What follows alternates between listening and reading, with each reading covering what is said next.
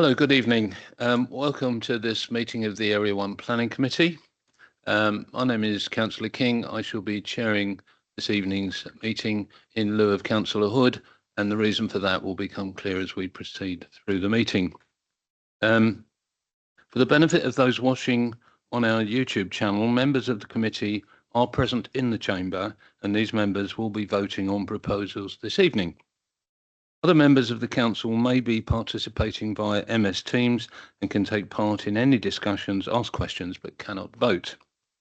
Your attention is drawn to agenda item 1, which sets out the guidance on how meetings will be conducted. Before we start with the formal business, we will confirm the attendance of voting members by doing a roll call, and I'll ask Sally, our DSO officer, to do that. Please, Sally. Chair. When I call your name, please can you confirm that you are present? Councillor Afua? Present. Councillor Barton? Present. Councillor Bridge has sent an apologies. Councillor Clokey? Present. Councillor Cope? Present. Councillor Hoskins? Present. Councillor Hood? Present. Councillor King? Present. Councillor Mehmet? Here. Councillor Oliver? Councillor Perry? Present. Councillor Pilgrim? Present. Councillor Rose? Yep. Councillor Tunstall? Present. I can confirm we have 13 members present. Thank you. Thank you, Sally. I'm now going to ask the officers to introduce themselves. I'll start at the front row. If you could just do a brief introduction, thank you. Good evening, members. My name's Andrew Jeffers. I'm a temporary team leader at the council. 3 months or so. Just observing tonight, but I might be in front of you in the coming month. Thank you. Philip. Thank you, Chair. It's Philip Richards, Senior Planning Officer with Tonbridge Malling Borough Council. Thank you, Chair. Holly Pitcher, Team Leader at Tonbridge Malling. I'm Presiding Officer for this evening. Joy. Thank you, Chair. Joy Ukadike, Head of Legal and Democratic Services, Legal Advisor for this evening. And we have Sally Wang on the end, who's our Democratic Services Officer, and will be keeping us on the straight and narrow this evening. I see we have James Bailey online. Do you wish to introduce yourself, James? Hello, members. Yes, it's James Bailey, Head of Planning. I've just got a slight technical issue. I'm joining by my phone, but I'll be on my computer in about 2 minutes. So good evening, members, and I'll speak to you soon. Thank you. Thank you, James. I'd just like to add that members of the public, the applicant and/or the agent wishing to address the planning committee are present in the chamber and will be invited to speak at the appropriate time. The speaking time limit is 3 minutes for each application, and public speakers are unable to participate in any discussion on the application. I'd like to please remind the speakers that your face and voice may appear on the live stream, and the archive recording of the meeting will involve yourself, and your names will be recorded in the minutes.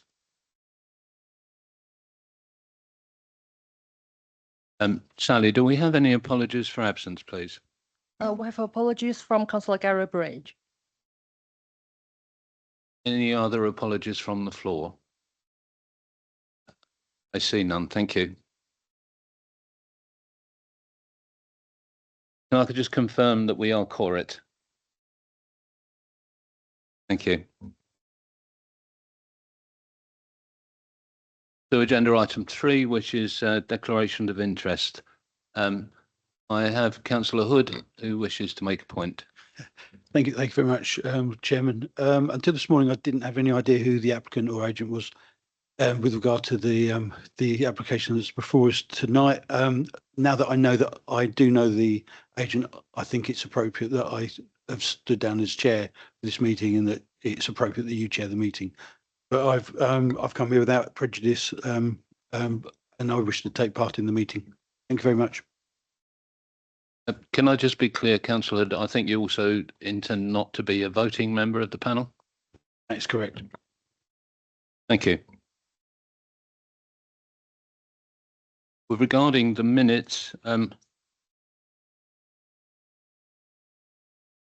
Sorry, Chair, just under item 3, you should probably just make it clear that obviously we've been lobbied by the agent. I also do know the agent in a professional capacity. I've also spoken to my residents about this, but I've very much kept an open mind and yeah, haven't let that predetermined myself. Thank you. I understand. Thank you. With regard to the minutes, I'm asking you to accept that the minutes of the meeting held on the 31st of July 2025 are confirmed as a correct record. A set of minutes have been made available to you. May I have your general affirmation, please? Thank you.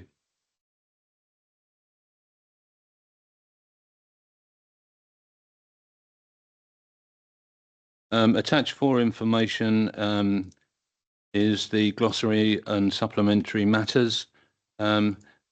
They have been published in advance of the meeting, and I also wish to make you aware that a supplementary report has been issued today.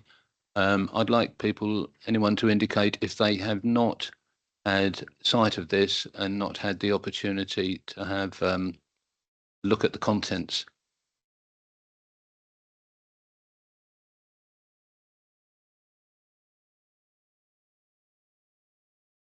The table as well. Read it on the table, but I haven't online. Same report. Seen it. Thank you. So you've had visibility. Great. Just checking it was the same report. Great. Thank you. That is correct. That is the one. We now move to the main item of the evening, which is the application related to 335 Shibburn Road, Tunbridge. The application will be presented by Philip Richards and supported by Holly Pitcher. So I'm going to hand over to you, Philip. Thank you. Thank you, Chair. So just for members' attention, following discussions with the agent today and to clarify with regards to the matter of land levels within the site, it's been confirmed that there'll be no changes to the land levels. The construction of the houses will be by way of pile and beam foundations, which is something which has been agreed by the tree officer.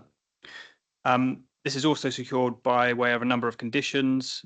So condition 2, which lists the approved plans, including email correspondence agreeing to the requirements of the tree officer. Condition 4, which is a pre-commencement condition requiring details of levels to include a cross-sectional drawing. Condition 12, which secures appropriate tree protection and method statement. Condition 19, which protects the TPO tree by requiring construction to accord with the 3 requirements of the tree officer, as agreed as part of condition 2. The wording of these conditions and additional informative regarding biodiversity net gain is shown in the supplementary agenda. We also request that members allow delegation of the decision to the Director of Housing, Planning and Environmental Health with regards to the conditions to ensure that we have sufficient details from the agent to confirm site levels, etc. It's not possible to approve the current proposed site plan and landscaping plans as submitted. These refer to proposed floor levels only. Condition 4 will also require submission and subsequent approval of all of the above. However, the delegation will allow time for these plans to be correctly amended to be included in the condition 2 on the decision notice. It also allows time for the submission of amended arboricultural method statement, tree protection plan. So if I can draw members' attention to the supplementary report, as suggested, there's a number of conditions and variations to those conditions, which I hope now you've been able to review, as well as the additional informative with regards to biodiversity net gain. So the application before you this evening is a full planning application for erection of 2 pairs of semi-detached 4-bed dwellings and 3 detached 4-bed dwellings to the rear of the site at land at 335 Shibburn Road in Tonbridge. The application is an amalgamation of the previous existing planning consents at the site. The site lies on the eastern side of Shibburn Road in the built-up confines of Tonbridge, and the site forms part of a residential garden of bungalows that have since been demolished. The site is enclosed on two sides by residential developments, and the rear gardens of the property fronting White Cottage Road and Thorpe Avenue. The next few slides run you through what is proposed on the site, using the proposed layout, proposed site plan, including neighbouring protected tree now. The agent has also provided a cross-section of the site just to show the dwellings in relation to the neighbouring property at White Cottage. Those elevations, plots 335C and D, floor plans, elevations of plot 337C by the floor plans. These are the properties at the rear site.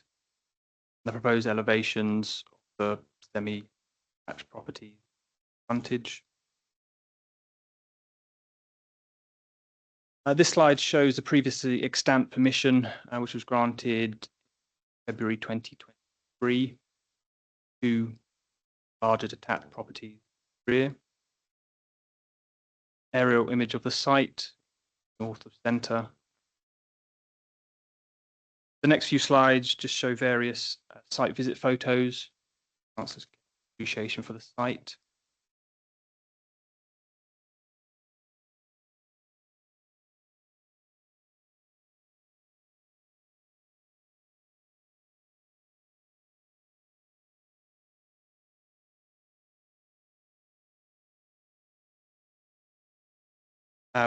As outlined within the officer's report, the application is considered to be acceptable, subject to conditions and signing of a legal agreement to secure the biodiversity net gain requirements. In light of this, it's recommended for approval, and as set out previously within the introduction statement, recommended that our application be delegated to the Director of Planning, subject to the amended plans and additional conditions outlined this evening.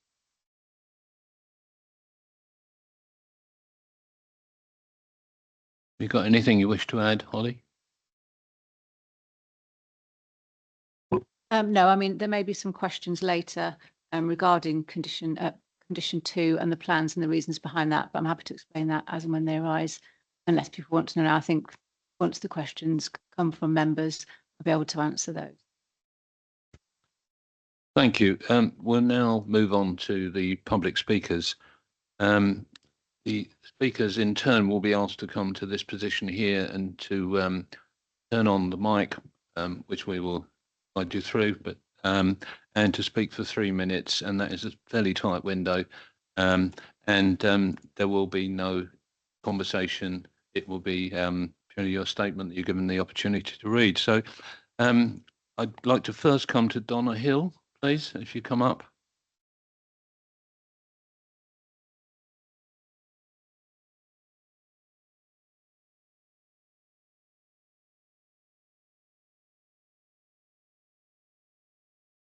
Thank you, Donna. On the right of the microphone, you'll see a button.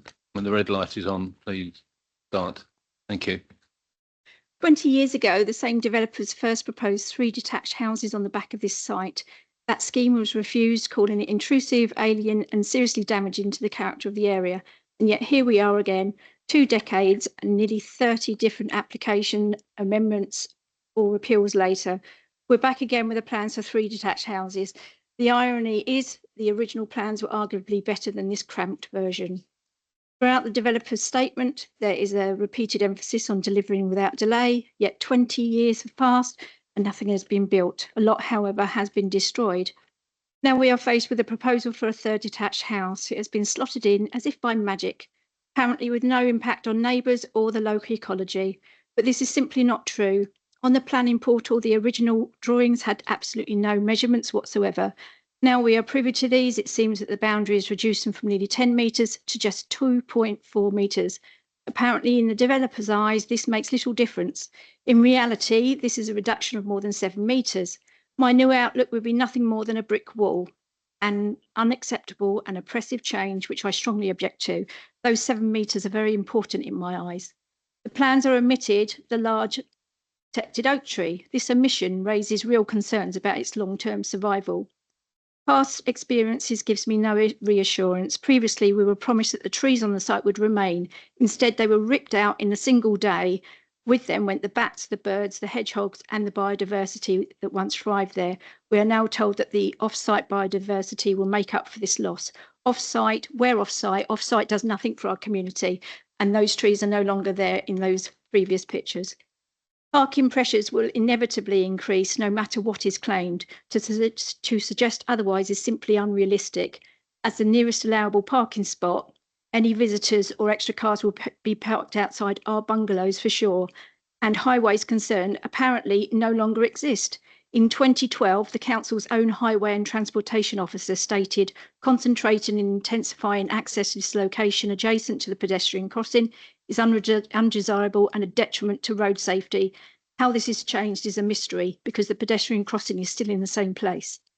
If you feel me, you must approve something here to help meet housing quotas, then why must it be detached houses? Terraced houses would provide more garden, would sit more comfortably with the plot and would be better reflection for the semi-detached properties already approved on the main road. The reason the developers have not suggested this, of course, is profit. Detached houses bring higher returns. Hopefully, your concern is not about the developer's profit. 20 years ago, this was judged as overdevelopment. Nothing has changed. We can only hope you consider the long-term impact of your decision. The vote against this addition, please, it is within your power to consider our living environment and not filling the wallet of the developer. Thank you, Donna. Well timed. Could I now have Esther Weller, please?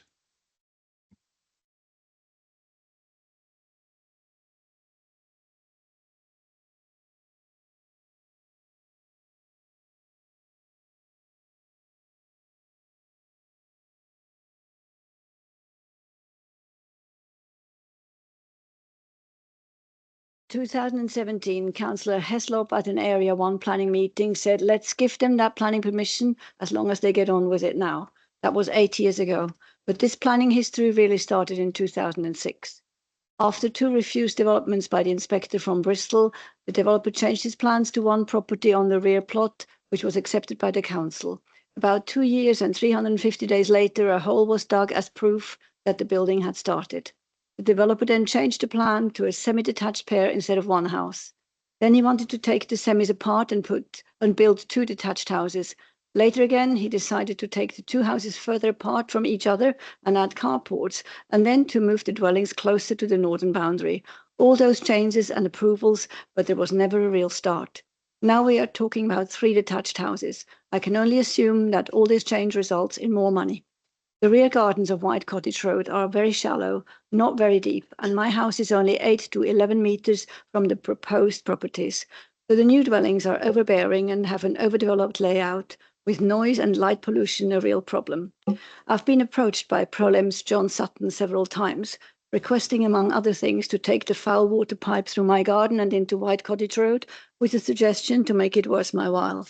I didn't like this, but regardless, Southern Water would not have given their permission.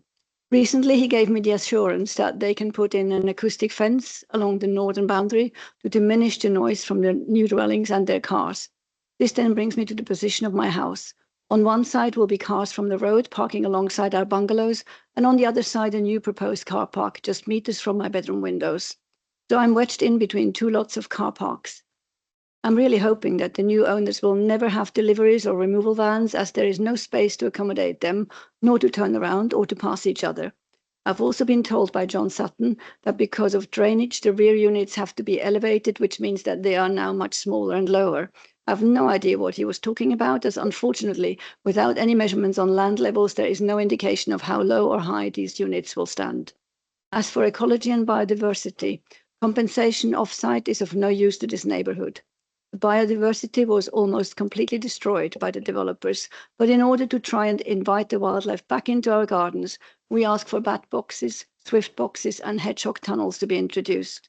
We ask for this along with the acoustic fence and the light pollution protection from this council, who as our area caretakers to maintain and improve environmental qualities are in the right place to do so, because policy NE3 of the MDE DPD states that development that would adversely affect the biodiversity will only be permitted if appropriate mitigation and or compensation measures are provided within the site.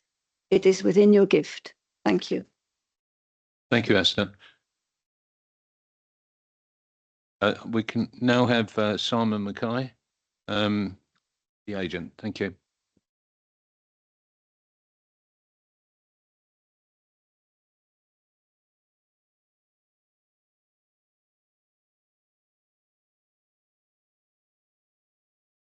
Evening, Chairman and members. Firstly, a quick apology for the email that went out earlier this morning. I think something that's been ringing in my ears all day is measure twice, cut once.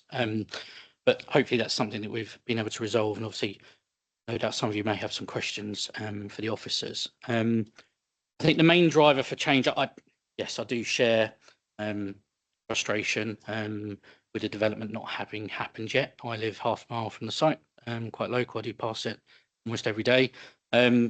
We have a developer on board who is keen, ready to start, to the extent where building control and technical design has been almost complete on both the extent scheme and this scheme. So it would be nice as a local resident myself to see the site come forward. The main driver for change really was, having spoken to a couple of local estate agents, they felt that two larger executive style homes at the back of this area of Tunbridge wasn't particularly desirable, and actually some slightly smaller family homes, given its proximity to a number of local schools, was a better option. We've looked at the updated comments and conditions from the officer today. We obviously have no objection to any of those. I think something that's important to pick up is the overall density of the development. I did look at Tunbridge and Morning had a capacity study, I think, carried out in 2023.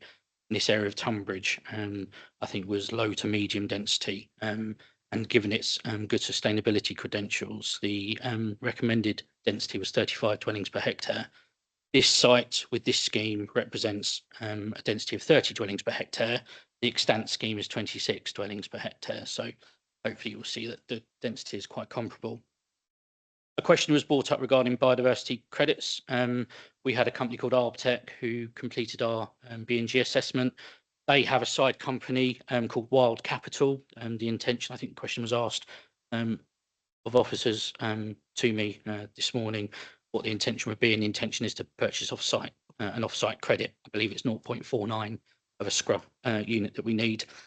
Another question was raised regarding parking and turning. I think it's important to point out that the extant scheme, as you come through to the rear of the site, the amount of the square meterage and the size of the circulation space is almost identical to the current scheme. So whilst we have 3 dwellings now instead of 2, there's no encroachment onto the previously allowed circulation area, as you can see there, just at the back there of the units. Another question was raised regarding bin storage. I think the intention would be to have curbside collection, which is standard along that part of Shippen Road, and the part of the pavement that's there is particularly deep. So again, we didn't envisage there would be any conflict with other pedestrians. Another question was raised regarding drainage. Land levels are less important now because we've decided to have a pumped system.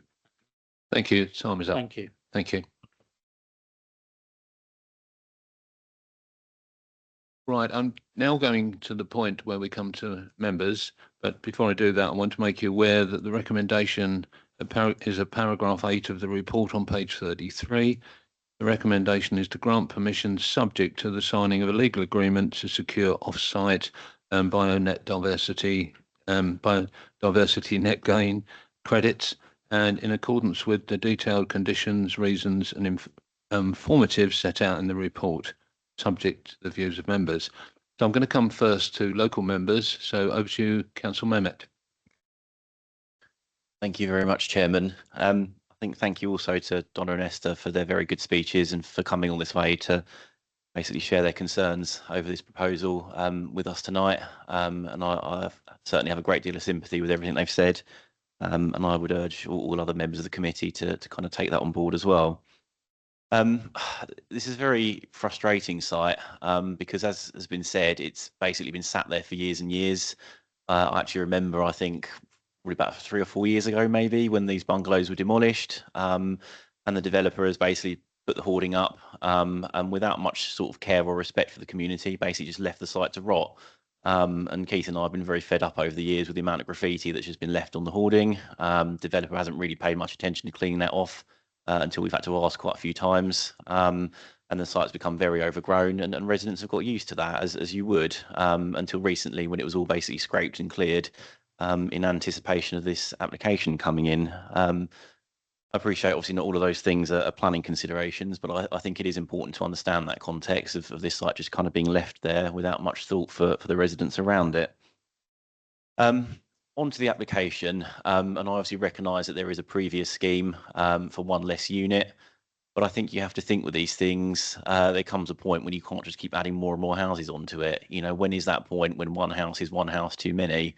And my strong feeling is that we have reached that point now. I think the access arrangements were very dubious even on the previous scheme, and adding another house with more parking, more manoeuvring, delivery vans, lorries, HGVs. I really can't think how anyone's actually going to be able to move into these houses, because you're certainly not going to get a delivery van in there. So to my mind, as a design point, it's not going to function well, and I think that is in conflict with quite a lot of design policies. In the conversations we've had with officers earlier this week, I raised quite a lot of concerns about the poor quality of the plans that we'd seen. There isn't, for example, any plans that show these 3 houses in context. All we've got is individual plans of each houses, so it makes it very difficult to basically properly assess the impact. There is no elevation plan that shows the houses in the context of the neighbours' houses. So again, it makes it very difficult to see just what the impact would be on those houses. And you start to think, is that omission of information deliberate to try and downplay that effect, which is very concerning, I think, to Keith and I. So we were promised section drawings, I think, by the agent's email earlier. I haven't seen any. I don't think our residents have seen any. And I appreciate there's been some changes to the wording of these conditions and that they're supposed to be provided before development starts. But obviously at that point, it's too late. And I do strongly feel that the levels on the site that slopes down, where we want to add another unit and we want to be even closer to neighbours' gardens and houses, is very important to provide up front before we make that decision, so this committee can understand what the impact is on neighbouring residents, and how the levels through the site would look. It's also a concern for me because the existing tree preservation oak that we can now see on this plan that wasn't on the original site plan. So again, this is the first time I've seen this plan tonight. I think it's probably the first time residents have seen it as well. Makes it very difficult to see what the impact would be on that tree. I appreciate we've had some comments from Ed, our tree officer, about this, and he seemed to be satisfied with it, although I did note there's a very significant level of root protection area incursion on it, and 335C is basically right under the canopy of that tree, and my concern is that would put a lot of pressure on it. You'll get leaf litter and branches falling on it, and sooner or later they're going to complain and say, well, we want to chop it all down. Or, you know, seriously chop it back to the boundary. So I think it is going to cause long-term degradation of that tree preservation of the tree, compared to the previous scheme of 2 units, which wouldn't have done that. And then reading these conditions earlier, I think what just really confused me was, what is it, 12A, just the wording on here. So just try and get my head around this. What we're saying is that another tree protection plan and arboricultural method statement shall be based on and expand on the principles contained in the previous one. And this is the key bit, but be amended to omit any potentially contradictory information and provide full details of the precautions and methodologies undertaken, so on and so forth, to prevent damage to the adjacent TPO tree. So I just, you know, in 11 years of being a planner, I have never seen a condition like this that says something should omit any potentially contradictory information. So I have to kind of ask, well, what contradictory information is in that report? It doesn't sound like we're confident in this. And so I think, to my mind, in the absence of the section drawings that we've asked for that really should have been provided from the outset, the absence of, you know, proper tree information that isn't contradictory, this doesn't seem to me to be like an application that we should be making a decision on tonight. And I strongly feel, at the very least, we should be deferring this, coming back in a few weeks or a month or whatever, where all this information is available and residents have had the chance to look at it and consider it, and perhaps at that time we make a decision. So I will leave it there, Chairman, but perhaps I could come back later on, depending on how discussions go. Thank you very much. Thank you. I'm going to come to Councillor Tunstall. We won't be surprised to hear that I actually agree with Adam. But there is one other thing that I do raise, and it was mentioned in one of the speeches about the road safety. And the more housing will obviously, I think we'd all agree, mean more cars, which means there'll be more traffic going in and out of this site. Now, this site, the exit to this site is 10 yards from Pelican Crossing, a very, very busy Pelican Crossing. There are two schools, Hugh Christie and Page Green. Plus, obviously, you come the other way, there's access to the doctors. So this is a very, very busy Pelican Crossing. Your cars exiting could quite easily obscure other vehicles coming from the north to South Tunbridge, especially during the school time when lots of children are trying to cross. And I think that also, as Adam mentioned, the access road will not be large, will not be wide, and there'll be vehicle and turning circles will be pretty tight. And I can see that there'll be vehicles reversing back into Chibham Road because they can't turn around. And I think that's pretty dangerous. And I think from a safety point of view, I really don't think that adding another house on there and more cars is very good. Now, I know KCC didn't comment and think it was an issue, but that doesn't stop me from thinking it is an issue. Thank you. Thank you. I can't see any other hands at the moment. Right. Councillor App. Thank you. Yeah, it's the usual planning issue, isn't it? So I'm guessing that the extant planning that's already been approved is not up for grabs. Nothing we can do about that. Nothing we can do about the fact it's close to the crossing. Nothing we can do about the fact that we've now got houses going bang smack in the middle of a place that's generally bungalows. That's already done. Can't do anything about that. Hurrah. But it does feel to me like we can say enough's enough, and we can try to give some small measure of protection to the people that live in the bungalows in that area.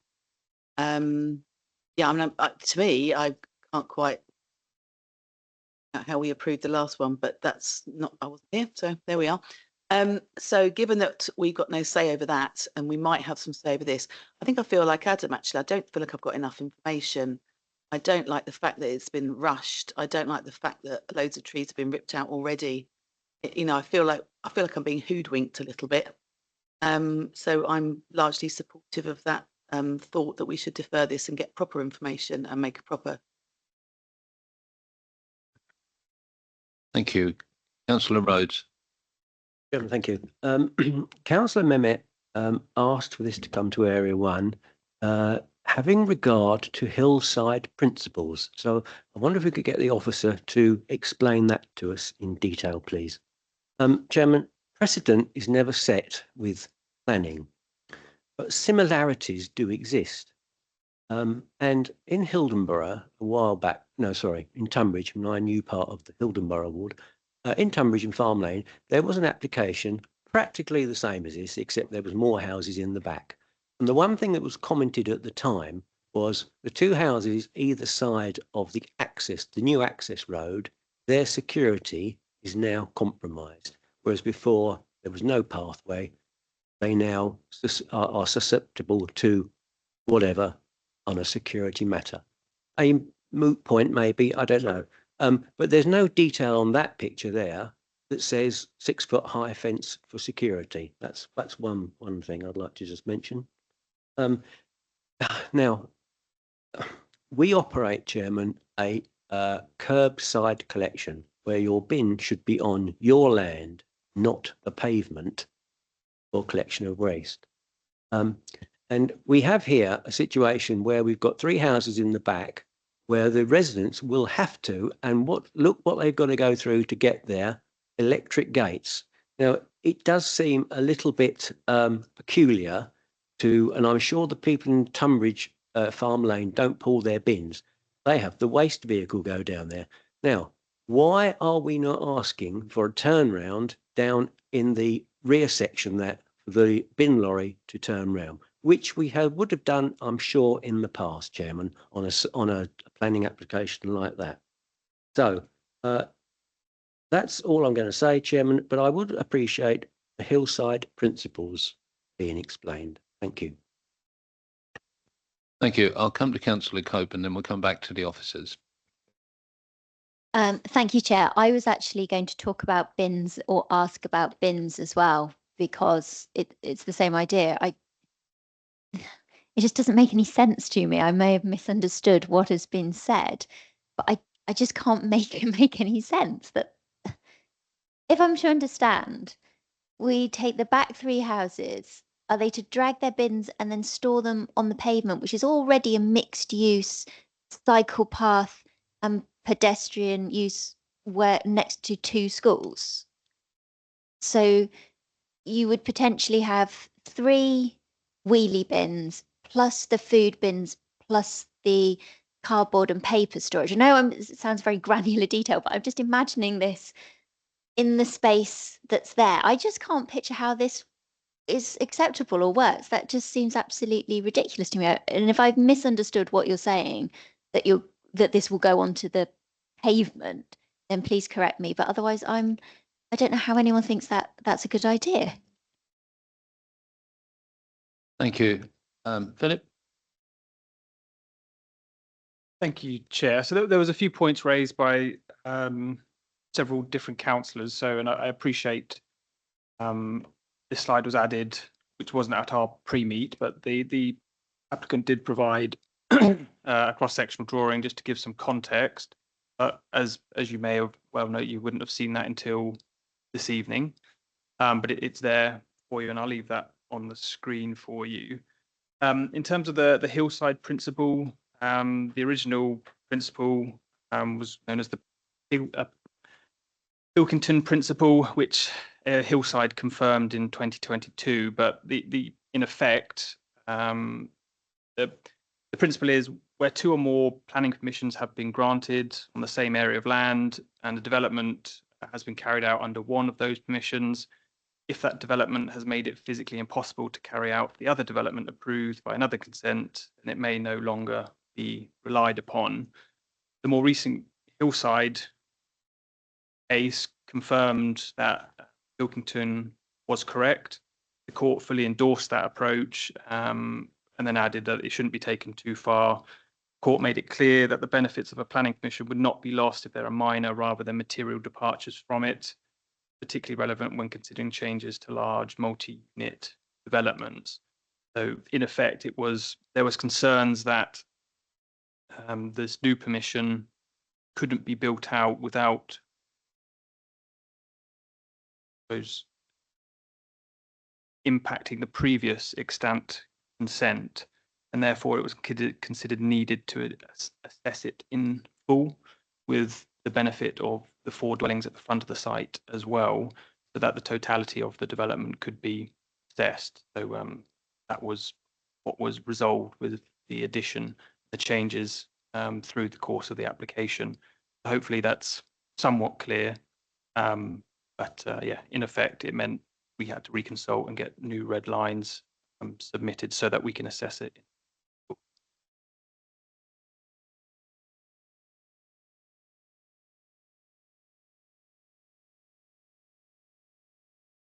Yeah, just to add on that, it came about at validation stage. So when the application first came in, the red line went just around the 3 dwellings at the back and down the access road. And Councillor Mehmet rightly said, this is an incorrect way of presenting the application because the fee was for 3 houses and the red line only included the 3. The hillside principle, as explained by Philip, because the front 4 hadn't been built out. It was a validation problem, which he originally called it in, Councillor Mehmet called it in at that stage. We then went back to the agent and said, in accordance with this principle, you need to put a red line around the whole site, even though you've got permission for the 4 and they're not changing. It's a comprehensive site that we're assessing. So once the red line included all 7 dwellings, the fee represented the 7 dwellings, so the hillside principle was no longer a problem. So it's probably confusing now to worry about it as a call-in reason today. If I'm sure Councillor Mehmet will agree that it's all been resolved, but it really was a validation stage problem that we resolved.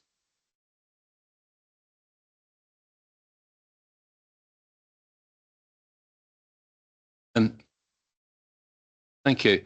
I've got a couple of points that I wanted to add, but I didn't think we actually addressed the proximity to the crossing. How much of an issue that will be? We'll come back. The access does worry me a lot because it's single. I have a similar property just further along Shibburn Road, past Whistler Road, and it's a single property giving single access down to one single property at the back. And I've been in and out there, and it is potentially where you've got a conflict about, do you reverse out into the street? The difference with this particular property is there is ample turning space on the rear property. With regard to the bins, I mean, my house, I put 2 brown bins out, I put a paper container, and I put a food bin. So each house potentially could put 4 units out, which is times 3, which is 12, plus the 4 at the front, which is another 6. No, sorry, another 12. So it's going to be a busy old pavement, this. But I take the point that Councillor Atwell made that basically we are dealing with extant permissions, and so we are going from this point here. I am not happy, but I understand it's acceptable that the BNG can be outsourced and traded off against the addition of an extra property, which I assume that's where the profit is. But apparently that's within the rules. And the other thing is I personally can't get a perception of the degree of dominance or not of the property because I can't actually get a picture in my head of the ridge height of the new buildings and how they will dominate the street scene, the adjacent properties and the properties back in Thorpe Road. I'm having some difficulty with that. So I don't know if you picked up any points from that, but there is the one about the closeness to the crossing. Thank you. And I think we had Councillor Hood, but I'll come back to you after this, and Councillor Clokey. Back to you. Thank you, Chair. So yes, it does in part come back to the extant permission site. If I just move over to the plan here for you. So yes, it's already been previously accepted and it was considered by officers and as well as with the discussions with highways that they didn't consider, as officers don't, that one additional dwelling would have a severe or significant impact on the arrangement. It's said it's perhaps not we would like to see today, but the fact is there's that extant permission in place and it's not considered an additional dwelling would make that significant worse than it's currently. Councillor Hood. Thank you very much, Chairman. I too am frustrated by many aspects of this, including the access.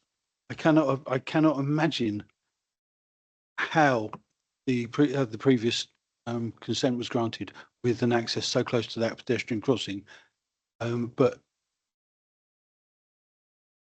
the die seems to have been cast in those previous decisions, which is bonkers in my opinion. Yeah, you've mentioned the turning circle, Chairman. What really worries me is actually cars coming up from those 3 properties at the back, and a car coming. If you've got a car coming the other way, because they're going to have to. The car coming in from Shibburn Road is going to have to reverse out onto the road, onto the zigzag lines of the pedestrian crossing. I think that Councillor Mehmet, his comments earlier, this really is kind of at what point have you the straw broken the camel's back? I think the additional house is pushing it too far. As well, I think the report talks about the application site is within the built-up area with higher densities are able to be accommodated, but you can see the difference between the previous application consent and then the size of the gardens there and then the size of the gardens here. That is quite a considerable difference, I think, between the amenity space that's available.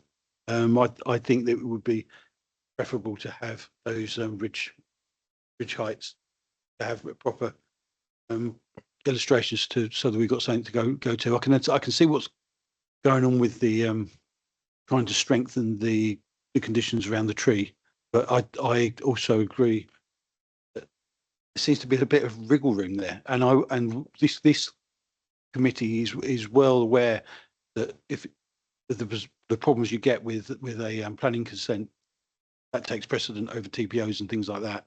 So I'm not quite sure how watertight that is with the current wording. Although I can see what the officers have tried to do. Councillor Clokey. Thank you. 3 questions, hopefully quite small things for officers. A couple of points raised by members of the public who were speaking earlier. There was a concern about light from the development. What analysis have we done on that? And if there's potentially a problem, could we mitigate it appropriately with a condition? Second question, there was a question around hedgehog tunnels. I think there was hedgehog tunnels, hedgehog highways. I can't remember the term. Again, is that something that's possible and can be conditioned? And a third thing, just if my maths is right, talking about, I don't think we really covered it in the answers. If there are 4 refuse receptacles per house, and there are 7, that makes 28 bins or other bin-like things. On this site plan, where can someone for the easily confused like me point out where the 28 bins are supposed to be left on bin day? Thanks. James? So on the site plan here, on the collection days, there's been a laser pointer there. It's shown that they're to be, housed either side of the access points here, that ready for the curbside collection. So that's third point first. In terms of hedgehog tunnels, as part of the ecological enhancements included as part of the site, as if it's perhaps deemed necessary to make it acceptable in planning terms, then that can be added in if members wanted. There will be, as part of the landscaping condition to come in, there will be some enhancements in terms of additional planting, etc. as well, but that perhaps something that could be conditioned. And in terms of the light from the development, there was a comparison between the existing permission and the proximity to the boundary, which was slightly further away. I think it was 4.1, I think, instead of, so I think we got 4.1 from the northern boundary, and now it's 2.4.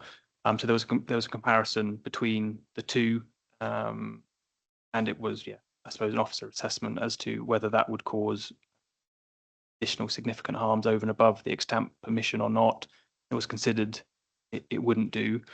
The side elevations, as you may see, because the properties have been narrowed, there's less on the flank there in the proximity, or the neighbouring property here. They've been sort of set further in the site. So overall, it wasn't considered there would be significant harms in that. I appreciate the resident in terms of the outlook. Again, outlook in of itself isn't necessarily a material planning consideration, but I appreciate that the impacts of the development on the residents. But again, because we had that extant mission in place, the comparison between the two was undertaken just to make that assessment and to see whether the harms of the additional unit would outweigh the benefits and cause those detrimental harms, especially given land supply position and the extant permission in place. So hopefully that helps on those, but Thank you. Councillor Cope. Thank you. Just listening to that, what I'm not getting a good picture of is at what point would we say, actually, no, that is too many. So, you know, balancing up here, whether it outweighs that, like, at what point are we going to say, actually, no, that is too much? Because to me, two looks like it's pushing it. And obviously we can do nothing about the existing permissions. But I really do feel that making a comparison between these two the previously approved layout and what we're seeing before us, it does make me wonder at what stage we start actually saying, I think this is just a money grab to squeeze in as much as we possibly can, to the detriment not only of the people living around it, but very possibly the people who will be living in these properties. What is the cutoff point where we say it's too much? Just out of interest, like, is there a stage where we say, actually, no, that is too much? Thank you. Councillor Atwell. So something occurred to me as we were talking. Obviously, we're talking about this plot having been left dormant for years and years and years and years. At what point did we do the bionet diversity assessment that we're trying to mitigate to? Because I heard one of the ladies that spoke this evening talk about the fact that loads of trees have already been ripped up, and we've lost bats. And so when did we do an assessment to work out what the biodiversity net level is, and therefore what gain we're trying to mitigate here? It just kind of interested me, because I'm thinking, we done it 20 years ago, or did we do it 2017, or did we do it last month, or at what point did we do that? And is there any evidence that there has already been a big degradation in terms of biodiversity on the site? Philip, you've got two questions there. You got them both? First question was from Councillor Cope, was when it becomes over development. So I suppose it's a matter of fact and degree. It's we take into account the material considerations of the planning application, the site, the density of the area, the character of the area, distance from neighbouring properties, and in part, the application is before you this evening at committee for members to consider. If that is the case, for the call-in request was partly for that reason. So officers didn't consider it was overdevelopment of the site based upon that sort of multidisciplined assessment. But it is committee's discretion to consider that and make their own assessment on that. In terms of BNG, thank you. In terms of that, as part of the 2022 application, the biodiversity net gain legislation wasn't in place. There wasn't a requirement for a biodiversity net gain effect. It would always be perhaps best practice for there to be enhancements on any site. So the assessment was undertaken as part of this application. So it was submitted with the application. So it would have been done this year or perhaps the end of last year, but it was done as part of this application. So fairly recent.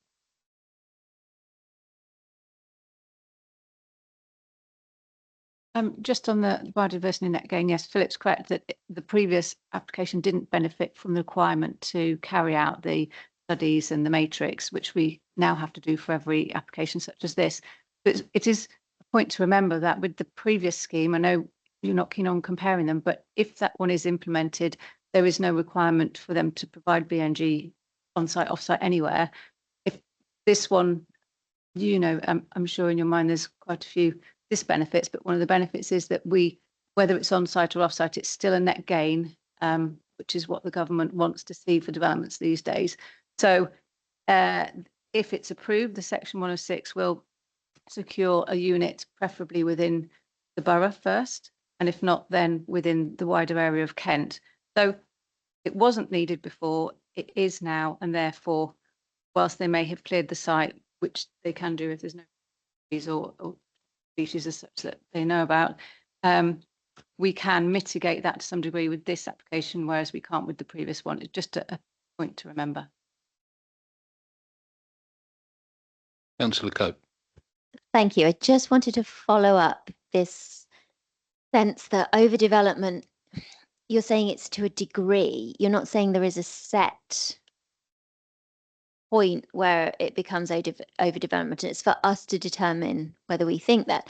So legally speaking, can I ask, do we feel that if we suggested turning this down on the grounds of overdevelopment, that, because you're not telling me where the degree stands, it's very difficult for me to say, like, would I be able to propose this as overdevelopment? So I would just like some advice on that, because if it's not an empirical number that you're giving me that this is overdevelopment, but this side of the line is not, I would just like to know a little bit more on where we stand legally for that. Thank you.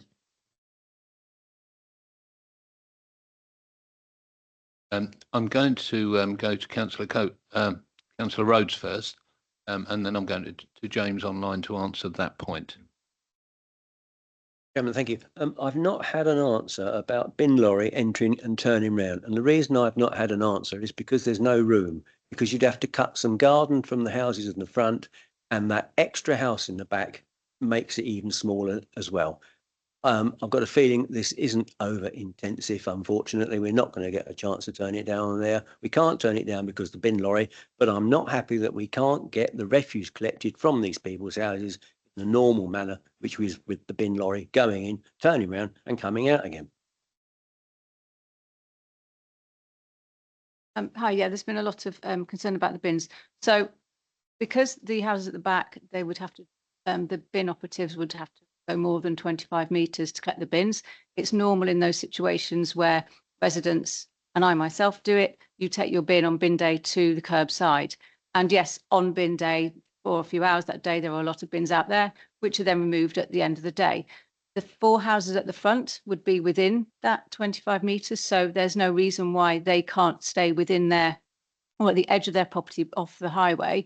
And the bin operatives, as I'm sure they do in all of your roads, will stop the bin lorry as near as they can, and then they'll take them from front gardens or those that aren't front gardens that are on the road. So personally, I can't see there'd be a situation where you would have all 4 bins for all 7 houses at one time.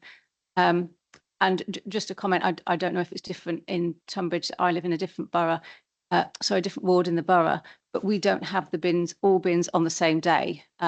That's just a question, I don't know. But it is also common practice for there to be backland development where bin lorries cannot always go to the front door, the front garden of each property. So as long as there is a understanding with the people who buy the properties and the occupiers that they need to take it to the curbside. So that, I think, answers the question about why the bin lorry can't go in there. It clearly can't, and highways have always been happy with the fact that there is no manoeuvring for a lorry of that size. And as I say, it's normal to take the bins to the road frontage. I understand you're worried about clutter, lots of bins all together, but I think this is normal curbside collection, and it's something that if that is a real worry, that maybe the plan, if we're deferring for other reasons or delegating for the conditions to be changed, I don't see any reason why the 4 properties at the front, can't leave their bins within their boundary because it is so close to the bin operatives to collect. I feel that sheds some light on my view. Thank you. James Bailey online to address Councillor Cope's point, please. Hello, good evening, members. I'm just going to raise the point. I mean, obviously, overdevelopment is a subjective matter, but as I said, the officers have previously referred to matters that you would consider in terms of character of the site, in terms of density of surrounding areas. But I just wanted to make members, sort of draw members' attention to NPPF paragraph 124, which is kind of a key decision factor in your assessment, where it says in terms of paragraph 124, planning policies and decisions should promote an effective use of land in meeting the need for homes and other uses while safeguarding, improving the environment and ensuring safe and healthy living conditions. And then 125 in paragraph C says you should give substantial weight to the value of using suitable brownfield land within settlements for homes and other identified needs, proposals for which should be approved unless substantial harm, and that's the bar, would be caused, and support appropriate opportunities to remediate despoiled, degraded, derelict, contaminated or unsuitable land. So that's the bar that members have to meet in terms of if you're going to apply if it's overdevelopment of the site. And I think officers and the agent has given a sort of an assessment in terms of what is the density of this site and the density of the surrounding area. So I think that's the weight, the policy weight that you must apply. And I would again reaffirm where it says in 125C that you must give substantial weight to the value of using suitable brownfield land, which this does comprise of. So in effect, what members are considering is one additional unit. I appreciate in terms of concerns have been raised in terms of the access and whether and proximity to neighbouring properties, but you've got a report in front of you that sets out in terms of the officer view, which considers impact in terms of both amenity, impact in terms of highways, in terms of the use. So you're considering one additional unit on the site.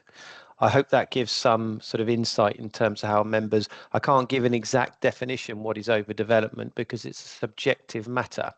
But what you have to do when reaching that conclusion, as I said, is take account of all those other matters in terms of neighbouring density, surrounding character, the fact that we haven't got a 5-year supply, we've got a 2.89-year supply, and the fact that you're in paragraph 11 territory on this particular application as well, because we haven't got our 5-year supply, which again promotes a very high bar. So to my mind, with paragraph 125 and paragraph 11, they are high bar hurdles to pass. So I hope that gives some members some additional information on overdevelopment. Thank you. I'm going to come to Councillor Clokey, and then Councillor Mehmet, and then Councillor Parry. Yes. Thank you. I was just going to clarify on the question of 4 rubbish receptacles. It's not everyone for a house. That's assuming 1 green lid bin plus 1 green box plus 1 food caddy plus 1 garden waste bin is 4 receptacles, and that's certainly what I put out every fortnight. Councillor Mehmet. Thank you, Dennis. I think obviously James has helpfully quoted some MPPF paragraphs for him, but here's one that has been on my mind listening to the debate tonight. Planning decisions should ensure that developments will function well and add to the overall quality of the area. So that's paragraph 135.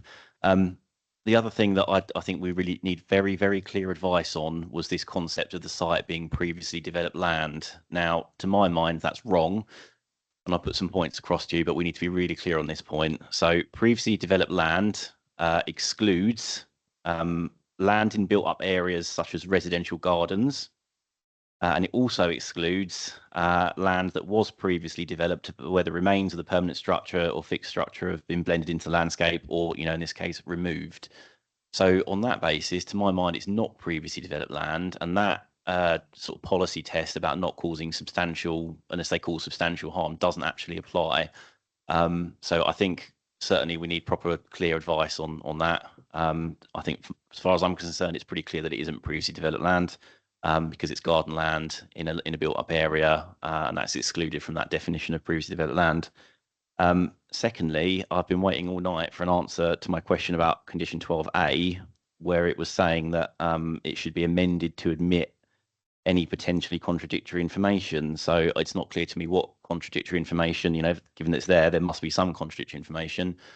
So what that is and whether we can really make a decision on this tonight. Couple of other procedural points. So, this site plan we haven't actually seen until tonight. It's not on the file. The tree was missing.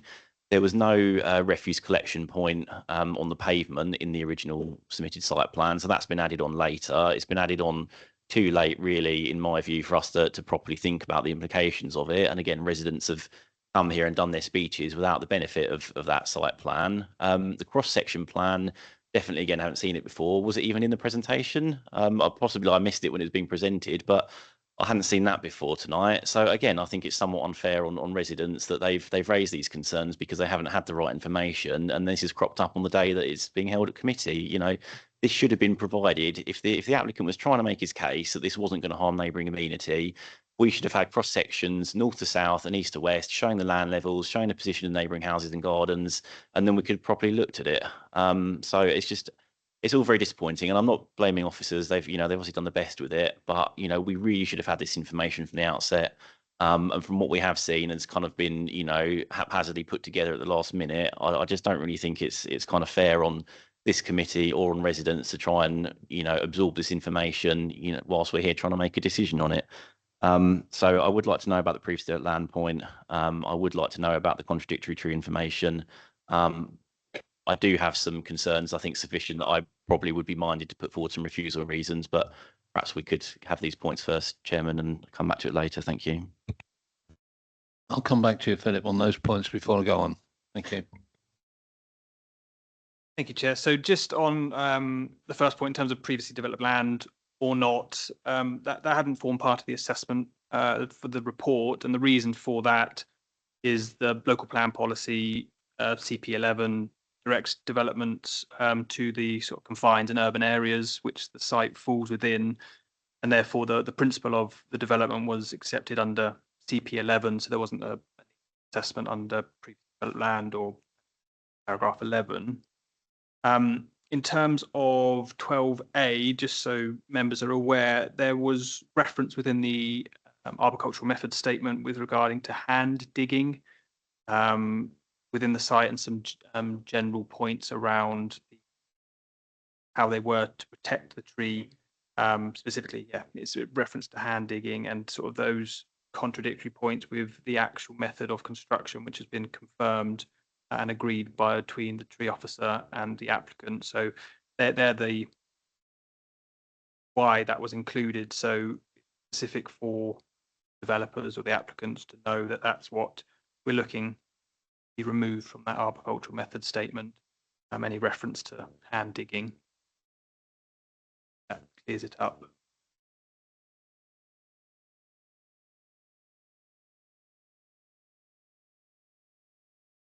So yes, the contradictory information, it came to light following the email this morning, which did refer to changes in land levels and has since been agreed. The agent, in discussions with yourselves this evening and with us today, has confirmed that there won't be any. However, and the tree officer has tightened up, as you can see from conditions, how he wants the construction to go in terms of protecting the tree, root protection area and everything. But as part of the original ARB method statement, there was a plan within it, the tree protection plan, which refers to hand digging, which isn't going to happen, and it isn't part of the proposal or the part of the conditions. So that's partly why it's requested that if you are minded to approve, that it's delegated to the Director of Planning, Housing and Environmental Health, so that we can get the plan amended so that we can list it in conditions and condition 2, because at the moment we don't want to put that plan in there because it is confusing and contradictory to the agreed methods. But we do want the correct plans in there for the decision notice and for obviously build out. So to allay any confusion, that's why we've requested the approval be delegated, if that's so minded. And the conditions for, I think 4, 12 and 19 have all been firmed up to prevent any confusion that there's been, mainly from this email this morning, that I think's caused confusion on levels. So yeah, in summary, there's a couple of plans that show different dig methods to has been agreed as will be approved, and condition 12 seeks to resolve that way of amending the plans, amending condition 2 and delegating authority to the director. Thank you. Councillor Parry. Thank you. Can I just start by saying my issue is going to be again about the bins, which I hate to go on about again, but can I just start by saying I thought the objections that were raised at the beginning, I think you both made some comment about the the power being in our hands. And I can't tell you how my heart sinks in meetings like these when people say that. And I hope you have an idea now of how very restricted we are in this. And it breaks my heart when people come and raise what I think are incredibly reasonable objections. And there is so little that we are in effect, in reality, able to do.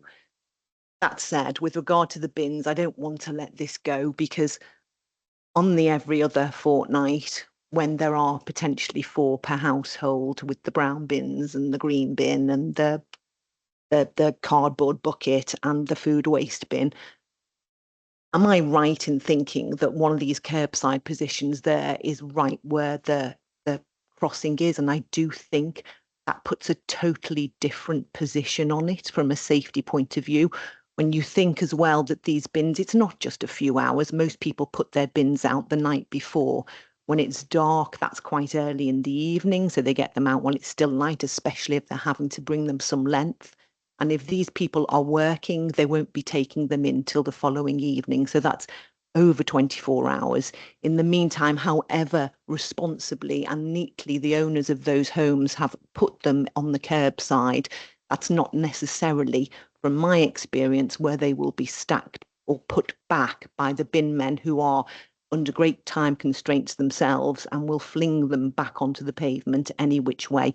And I do have significant concerns about that right next to a pedestrian crossing. And I think there has to be something that we need to, that we ought to be able to do to try and control or, contain that.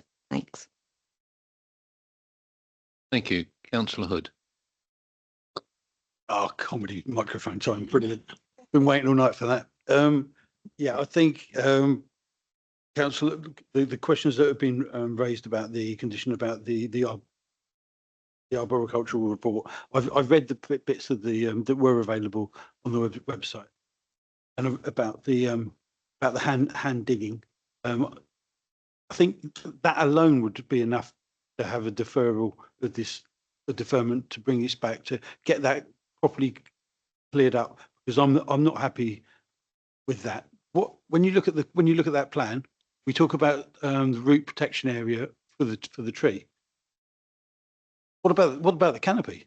The canopy is overhanging the entire bit, that southwestern corner of the building itself. So you are allowed to remove, I think, any part of a tree that's within 2 meters of your property. That tree's got a TPO in it. So I think that the danger that is posed by bringing in a third building to the east here, it puts that tree at much greater risk. Not only if we're using mechanical digging, if that is a possibility that there will be mechanical digging, I'd be horrified. But it's the danger that it poses to the canopy that really concerns me. What's the point of having a TPO if it counts for nothing when it comes to planning? I cannot see how that additional property can be acceptable in terms of the density, the overdevelopment of it, and the impact on that tree. I really think that we need a deferral.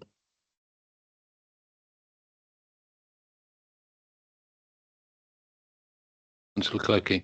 Apologies for coming back on the bins again, but just asking the question: if we're putting the bins out on the pavement, how wide is the pavement there? And once you've subtracted the space that the bins take up and a little bit of room for them being put back, not necessarily entirely neatly, are we confident that there's enough space left on the pavement for people to appropriately walk or wheel past? I mean, it looks like there's probably adequate room. I mean, there is is that a cycle path with a traffic light in the middle of the cycle path? Yes. So I think we should assume that all cyclists, we have to move everything over slightly because yes, I don't think we can assume cyclists are actually sticking to the cycle path there. I mean, are you phasing through the obstacles as you go? Yeah, so are we confident that there's still enough room for that to be an effective piece of space for people to use, even when there's bins slightly scattered about? Councillor Atwell. I just wanted to add to that. We've talked about proximity to Hugh Christie School and Cage Green. Obviously, there's the Oak Specialist College also within the grounds of Cage Green.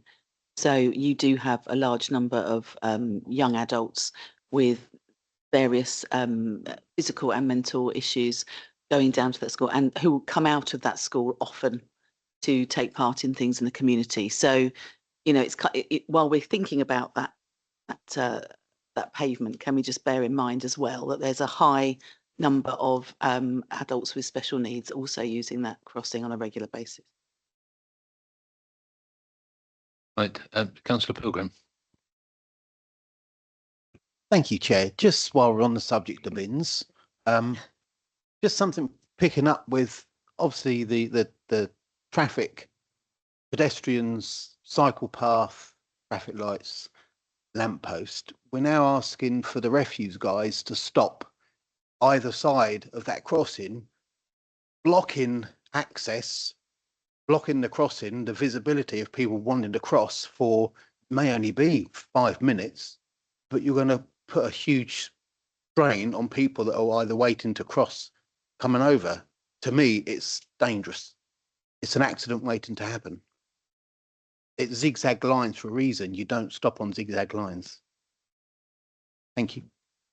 Thank you. I just remind you that we are starting from a position of extent permissions, and that the structures at the front, the two large semi-detached, are part of the extent permissions. So the circumstances on how they will operate is part of where we are. The question is what the impact of an additional property at the back will have in terms of the scale of the problem, if there is one. You guys got anything you want to say?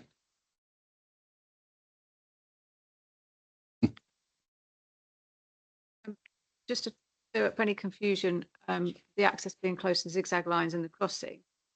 So as you're aware, there's been applications on here since, well, at least 2009.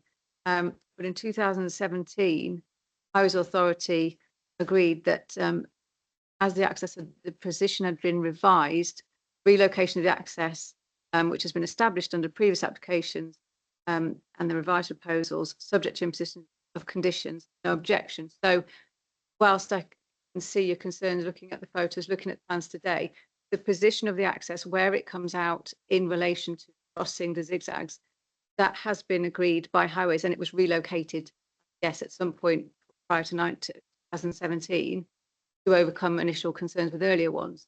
So I don't think that in itself can be a reason for you to consider refusing it, because it's more than just, we've got one from 2022 for 6 dwellings that's been approved.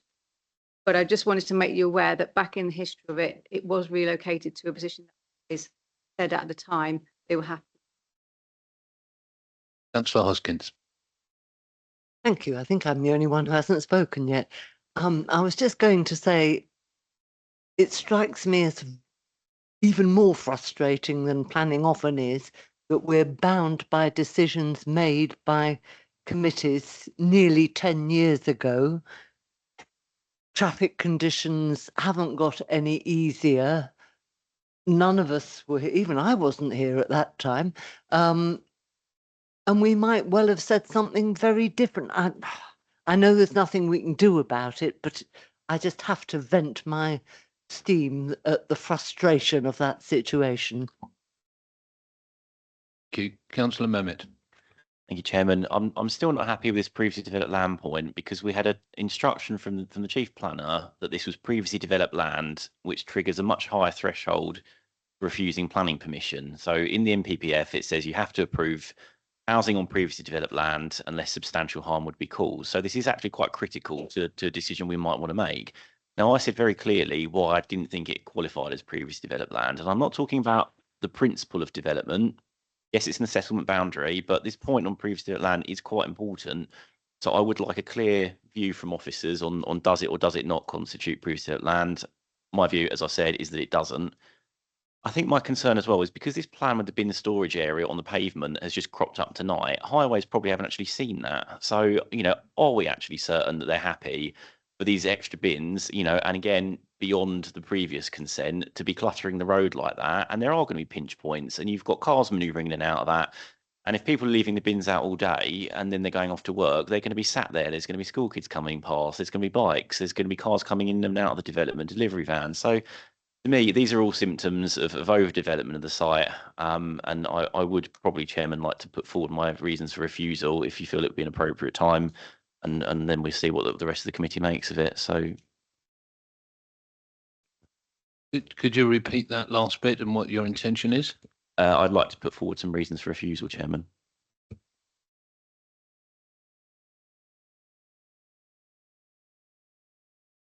James, before I come back to Councillor Mehmet, would you like to comment? Yeah, I mean, obviously, Councillor Mehmet's referred to the definition, and obviously the MPPF gives the definition of previously developed land, page 77 of the MPPF, and it gives a very clear definition, which says land which has been lawfully developed and is or was occupied by a permanent structure and any fixed surface infrastructure associated with it, including the curtilage of development land. And then it goes on to say previously developed land excludes land that is or was last occupied by agricultural or forestry buildings, land that has been developed for minerals extraction or waste disposal, where provision for restoration has been made through development management procedures, land in built up areas such as residential gardens. So I think this is where the clear element, land in built up areas such as residential gardens, parks, recreation grounds and allotments, and land that was previously developed, but where the remains of the permanent structures or fixed surface structure have been blended into the landscape. But it's certainly not the latter, because it's in, it hasn't blended into the landscape, and obviously that takes a considerable period of time. I suppose the issue comes in is land in built up areas such as residential gardens in terms of parks, recreation grounds or allotments. Well, my understanding is this was previously 2 bungalows that were demolished. So parts of it are garden, parts of it are certainly previously developed in terms of the built structure. So I think there is an element in terms of parts of the site certainly being previously developed, but then obviously there are parts of the land which are gardens. So in terms of where you get to a clear definition, you're not going to get a particularly clear element, because it encompasses 2 areas where it is previously developed, and it also includes the garden areas of those previous dwellings, the bungalows that were on the site. But I can see in terms of where the member concern is. I mean, I'll go back in terms of where Councillor Mehmet's raised in terms of the bin storage. That provision would still be there with 6 units. So members have got to make the decision, does that addition of that 1 additional dwelling with the bin stores on the front, because exactly the same criteria would apply with the other 6 dwellings that there's a lawful consent for, an implementable consent. So members would have to consider, does the 1 additional unit on the bin store on that road create that additional hazard that members are saying that they feel that creates? And that relates to all the other issues together with the access and whether you consider it overdevelopment of the site. Is it that 1 additional unit that pulls that scheme into an area where it's considered to be overdevelopment of the site? I mean, that's for members to make that decision on. In terms of the inconsistency in the plans, I think the officers have alluded to where the inconsistencies exist. I will accept it's not great to have amendments at the last minute and not have proposals that have been submitted through the application, and they've come at last minute. So I would accept that in terms of members. Members have got options tonight, whether Councillor Mehmet decides to propose recommendations for refusal, or whether members decide to defer it for further considerations and further plans that have gone through a consultation exercise. That's really up for members to decide tonight. Thank you, James. I'm going to come back to Councillor Hoskins and then come back to Councillor Mehmet. Thank you. I just wanted to suggest that the 1 extra house actually does make a difference to the bins, because if the 1 extra house wasn't there, the bin lorries would be able to use the service road and go down and get them at the bottom end and turn round and come back out again. So the one extra house does make quite a big difference to that situation. Thank you. Councillor Mermit, I'll come back to you because I think you were making an offer. Thank you, Chairman. I think, I have very carefully listened to the debate and what officers have said, but I think my view is that it is one step too far. So my suggestion would be that we refuse this application for the following reasons. So reason number one would be as a result of the additional unit at the back of the site, the proposal would be cramped and overdeveloped, including with insufficient space for the turning and manoeuvring of delivery vehicles and cars, an absence of on-site bin collection area, leading to bins cluttering the pavement, to the extent that the development would not function well or add to the overall quality of the area, nor would it represent high quality design and would be detrimental to the built environment and materially worse than the extant consent, in conflict with paragraphs 131 and 135 of the MPPF and policies CP24 of the Tunbridge Moorling Core Strategy and SQ1 of the Managing Development and the Environment Development Plan document. So that's reason number one. I can email it to you after if you like. The second reason would be as a result of the height, scale and depth and reduced separation to the boundary from the extra unit, the proposal would result in harmful overbearing and overshadowing effects to adjacent properties on White Cottage Road, in conflict with policy CP24 of the Tunbridge and Moorling Core Strategy and SQ1 of the Managing Development and Environment Development Plan document. Thank you. And you're comfortable to provide that information to Sally? Got most of that, Sally? Yeah, thank you. Can we make sure the tree is included? The effect of on the canopy of the tree? I haven't got the wording, but Well, it's Councillor Mermit's reason. So you have to. It's harder for me to think of these on the fly. I don't know. Do you want to put some wording together? And maybe officers could assist you as a third reason.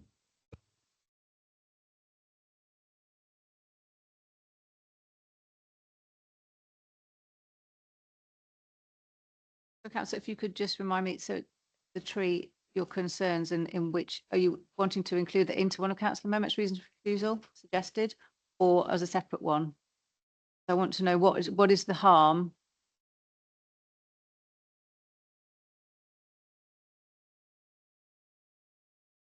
Chair, could I just comment on that? The additional dwelling causes a detrimental impact on the canopy of the tree, the oak tree that still has a preservation order on it. Chair, would I be able to comment on that potentially? Yes, please, James. Can I just say that obviously the team leader Holly and myself and the landscape officer spent a considerable time this afternoon going through the plans, the proposals and the impact, and the tree officer, subject to the amended conditions on the supplementary sheet, did not raise objections, taking into account the previous consents, and the extant consent did not raise any objection to the application in terms of impact on the tree, subject to those conditions that were listed in the supplementary sheet. So just advising members that there wouldn't be support in terms of a ground, in terms of impact on tree from the landscape officer.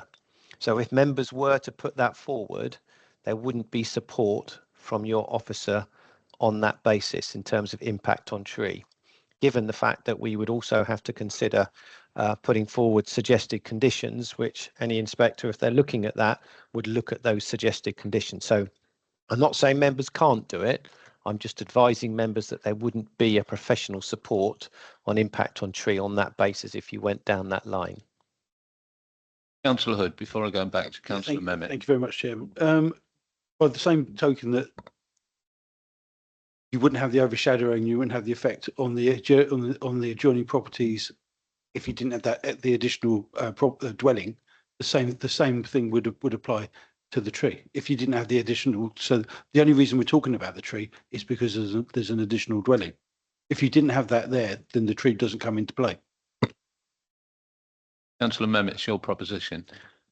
I think if we're going to go for the tree one, I would probably say that based on the contradictory information provided, you know, it has not been demonstrated that there would not be harm to the canopy and root protection area of that tree as a result of the extra unit. Because I'm still not fully understanding the hand-digging, not hand-digging aspect of it. Now, I think that would be a carefully worded decision that we would say on the basis of the information we have in front of us, because as we know, there is contradictions in it. It's then over to the applicant. They could possibly provide that information at appeal, and we may decide we want to withdraw that decision later. I'm a little bit more on the fence on that one, but I can tell it is a concern to councillors. So perhaps we take them in turn and vote on them individually. But that would be my suggestion, is to tie into the fact that we have contradictory information on the tree details, and we're just not satisfied at the moment based on that information, and that tree wouldn't be harmed by that extra unit. Okay, so we had 3 points from you as subsets of your recommendation. Do you have a seconder for that proposition? I've got Councillor Tunstall. So what I'm proposing is that we go to a vote on that proposal. Are you happy that, depend upon, is everyone happy that we proceed to a vote, and then if there is a need to, we will detail the proposal and agree between the secretary and the councillor? Is that okay?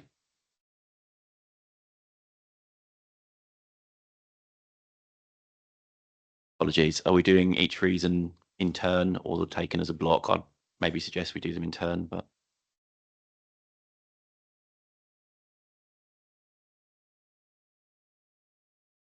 That depends on how you make your proposition. I am happy to do either.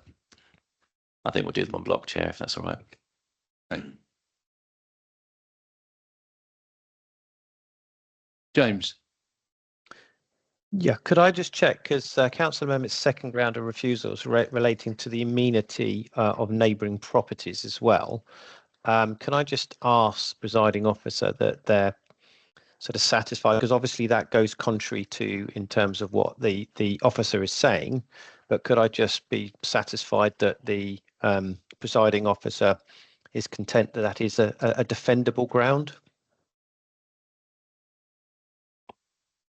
Sorry, I think still. I'm not convinced myself, given the bulk that's previously been approved. There's a difference of opinion. And in terms of, well, I think, James, what you're saying is it defendable at appeal? Given the material consideration of the previously approved, so the reason for refusal talks about harmful overbearing and overshadowing. That hasn't been a concern of officers when we were writing. We've looked at everything. We've looked at the distances. I don't believe that would be, personally, I don't believe overbearing or overshadowing would be defendable, but it's a judgment. We've written the report and we've considered it, and our view is that it isn't either of those, and there's no harm to residential amenity to a level that could be justified. But it's a reasonably written condition, reason for refusal. Okay, I think that's sufficient on that basis. Thank you very much, Holly, and thank you, Chair, for allowing me to come in on that basis. I think it should be proceeding to where Councillor Mehmet wishes to take the vote. Thank you. Sally, I'd like to go to a vote by member, please.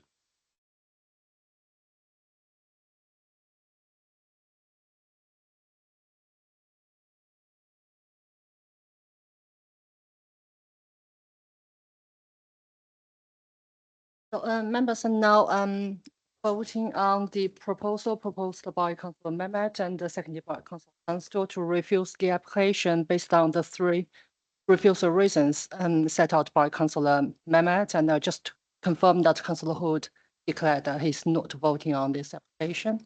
So when I call your name, please can you indicate whether you are for, against, or abstaining this motion to refuse? Councillor Afua? For. Councillor Barton? For. Councillor Clokey? For. Councillor Cole? For. Councillor Hoskins? For. Councillor King? For. Councillor Mehmet? For. Councillor Oliver? Councillor Perry? For. Councillor Pilgrim? For. Councillor Rhodes? For. Councillor Tunstall? For. I can confirm we have 12 members voting in favour. Thank you. So that proposal is duly carried. I'd like to move on, please, now to item 7. And item 7 relates to planning appeals, public inquiries and hearings. I'm offering you the details provided in the documents to note the outcome of planning appeal decisions for Area 1 since the last meeting of Area 1 Planning Committee. I'd like to know if anyone has any questions from the material provided. I've got one hand so far. Thank you very much, Chair. Okay. I'd like to just comment on 111 Douglas Road, which this committee refused planning permission. When it went to appeal, the inspector decided to ignore the new Kent parking standards, which gave us a much better grounds for refusal. And I just want to put it on record that it's very difficult sometimes to see any value in what we do in this room when you have planning inspectors who completely disregard the wishes of the committee and very recently agreed planning regulations which are meant to strengthen the planning committee. It's just hugely disappointing. Any other comments from the floor? I have none. Thank you.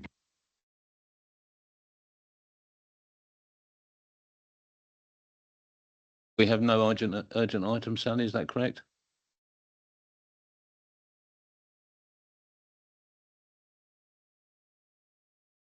I would now like to close the meeting at 9:10.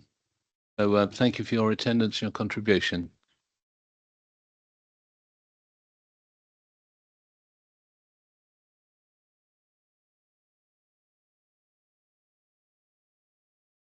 Stream ended.